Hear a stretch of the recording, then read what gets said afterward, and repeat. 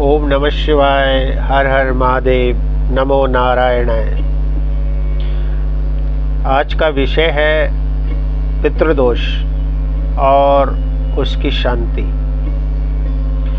तो पितृदोष, जब भी आप कोई भी जातक अपनी कुंडली का विश्लेषण ज्योतिषाचार्य या दैवज्ञ विद्वानों से करवाते हैं तो कई बारी वह आपको बोलते हैं कि आपकी कुंडली में पितृदोष है और इसका ये निवारण है।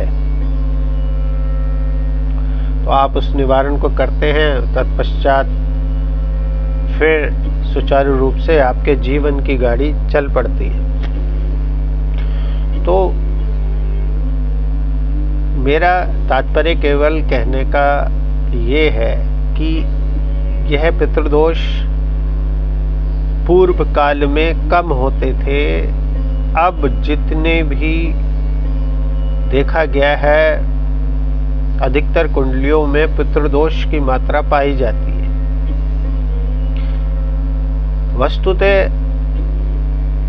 कई पितृदोष ग्रहों की स्थिति सुचारू रूप से स्थित नहीं होती तब होते हैं, और सूर्य देव कुंडली में अगर पापी ग्रहों से दूषित हो जाते हैं तब भी पितृदोष हो जाता है। परंतु मैं एक जो चर्चा कर रहा हूँ वो केवल इसलिए कर रहा हूँ कि पितृदोष कुंडली के अनुसार तो लगता ही है, परंतु इस कलयुग में जो पितृदोष ज़्यादा सता रहा है वो क्यों सता रहा है? घर में मांगलिक कार्य रुकना, बच्चों की शादियां विवाह इत्यादि में रुकावट, व्यवसाय में रुकावट, घर में अशांति। जो पितृदोष आज के परिवेश में जो मुझे दिखता है उसकी चर्चा मैं आपसे करने जा रहा हूँ। मैं कुंडली से संबंधित पितृदोष पे नहीं जा रहा हूँ। कुंडली में पितृदोष होता है वो अलग विषय है, लेकिन जो मुझे दिखाई देता है देवालय में रहकर, माँ भगवती के चरणों में रहकर, चूँकि मेरा जन्म माँ के वैष्णो देवी के चरणों में ही हुआ है और बाल्यकाल से और आज तक जो मैंने चीज संज्ञान में ली है उसके आधार पर आपको बता रहा हूँ कि पितृदोष अब ज़्यादा क्यों सता रहा है और उस पितृदोष की शांति आपको कैसे करनी है। तो आज के परिवेश में पितृदोष ज़्यादा इसलिए हो रहा है कि जब हमारे बुजुर्ग, हमारे मित्र, हमारे परिजन किसी की भी मृत्यु होती है तो पहले मृत्यु के समय भी पंचांग दिखाया जाता था कि यह जो घर में मृत्यु हुई है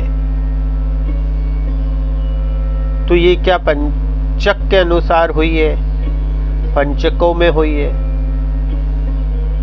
और अगर मृत्यु पंचकों में नहीं भी हुई है तो वहाँ पर शास्त्रोक्त विधि से पंचतत्व में विलीन अग्नि में किया जाता है। उसके बाद 13वें दिन शांति कराने के पश्चात ब्राह्मण से ये जरूर पूछ लिया जाता था कि कौन सी तिथि को देह शांत हुआ है। तो उस तिथि के अनुसार पहले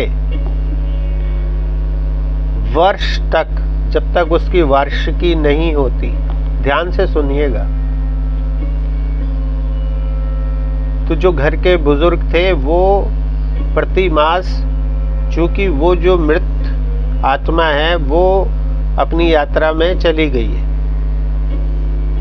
तो 11 महीने के पश्चात जब वार्षिकी आएगी तब दोबारा से उसकी वार्षिकी पूजन करके ब्रह्मभोज इत्यादि यज्ञ करके तब पूर्ण रूप से शांति की जाती है, आज भी की जाती है। परंतु इस बीच में मृत्यु से प्रति मास उस तिथि को, जिस तिथि में जातक की मृत्यु हुई है, उसमें कच्चा अनाज, दूध इत्यादि ये सब उस तिथि को दान दिया जाता था कि उस आत्मा की जो यात्रा है उसमें हम सहभागी बन रहे हैं। ये सारी चीजें उनको वहाँ उस यात्रा में मिले।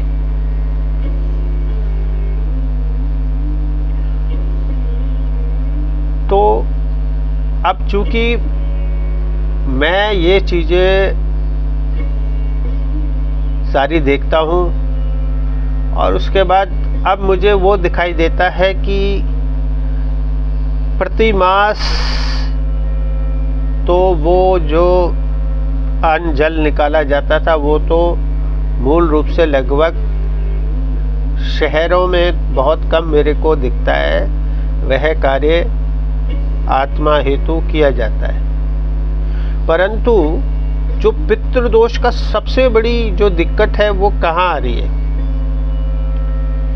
कि जब वर्ष में पितृपक्ष लगता है, जिसको श्राद्ध बोलते हैं, श्रद्धा पूर्वक जब हम अपने पितरों को पूजते हैं, घर में ब्राह्मण को बुला के अन्न जल ग्रहण कराते हैं, उन्हें वस्त्र देते हैं, दान देते हैं कि उनके आत्मा को शांति मिले। वर्ष में एक बार ही आता है पितरों का समय।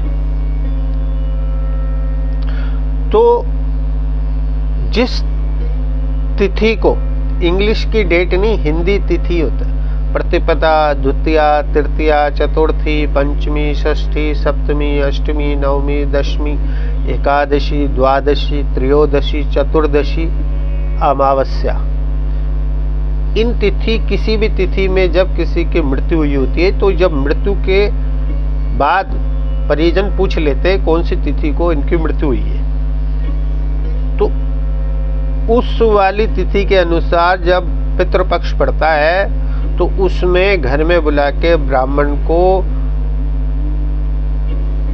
अन्न जल दिया जाता है और कई लोग तर्पण भी करते हैं, कई पिंड पूजन भी करते हैं, यज्ञ होम भी करते हैं।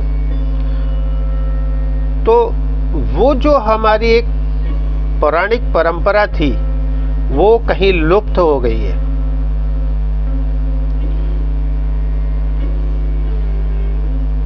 अब हो क्या गया है, अब जिन पितरों के लिए घर में हमारे मन में बहुत श्रद्धा भाव था, उनके लिए भी अब समय नहीं रहा सही मायने में। वो एक केवल अच्छी से फ्रेम में बना के उनको स्थापित कर दिया गया है किसी भी दीवार पे, और सुबह उठते ही हाथ वगैरह इत्यादि जोड़ा जाता है। उसके पश्चात तो जो पितृपक्ष आता है और जो वो तिथि है, उसी दिन उनके पितृ के लिए वह कार्य किया जाना चाहिए जिस तिथि को वो आत्मा पंचतत्व में विलीन हुई है। ये अब नहीं होता, अपितु अब होता क्या है कि जो समय नहीं है लोगों पे, तो वो सर्वपितृ श्राद्ध को यानी अमावस्या को ही सारे भूल चूक रह गए जो सभी का उसी दिन कर देते हैं, जबकि उनको तिथि मालूम होती है। जबकि इनकी तिथि मालूम होती है कि ये सप्तमी को गए, नवमी को गए, एकादशी को गए, लेकिन वो उसमें नहीं करते। सब अपने अपने कार्यों में व्यस्त रहते हैं और वो शॉर्ट फॉर्म में अमावस्या को सर्वपितृ श्राद्ध के दिन दान पुण्य इत्यादि भोज सब कुछ करा देते हैं कि ये लो जी हो गया। तो ये जो कार्य है, ये हम अपने पितरों के प्रति पूर्ण रूप से श्रद्धांजलि नहीं दे रहे।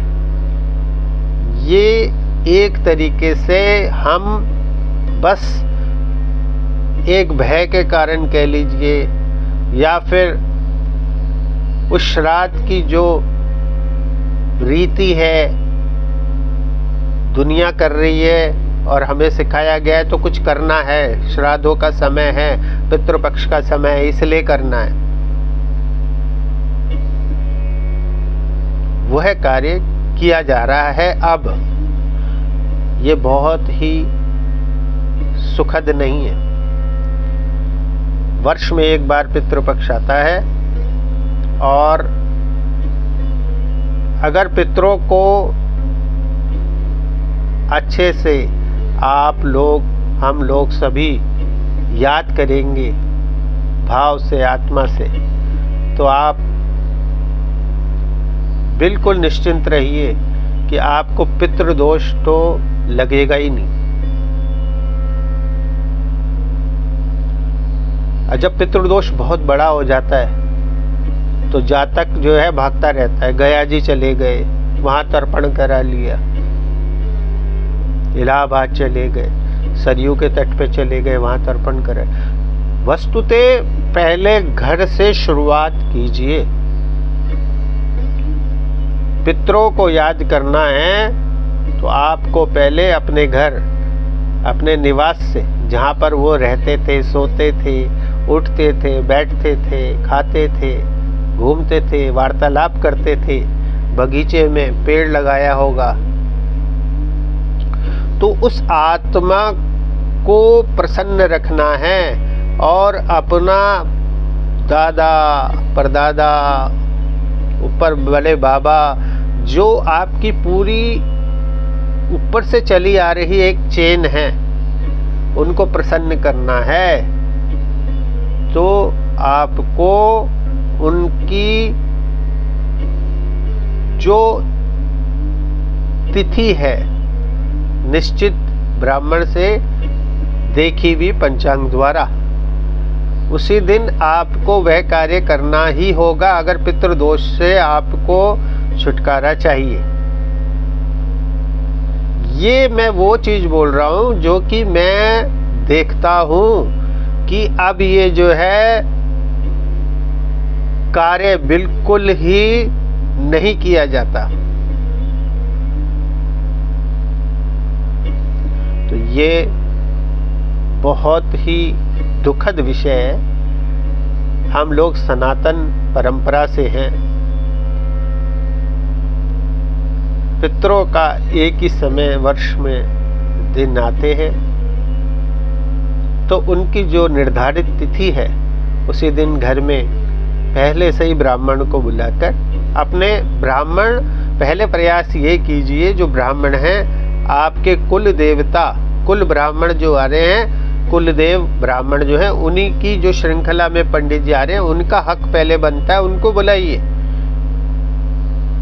अगर नहीं मिलते तो फिर आप और भी बुला सकते हैं, परंतु विधान यही है। और निश्चित जानिए कि अगर आप पितृपक्ष में ऐसा करेंगे तो निश्चित रूप पे आपके पितृ आपसे प्रसन्न होंगे, घर में खुशहाली होगी और आपको आत्मिक रूप से इतना बल मिलेगा, मानसिक रूप से इतना बल मिलेगा कि उसको मैं कह नहीं सकता। करके देखिए, निश्चित ही आपको बहुत सुखद एहसास प्राप्त होगा। नमो नारायण।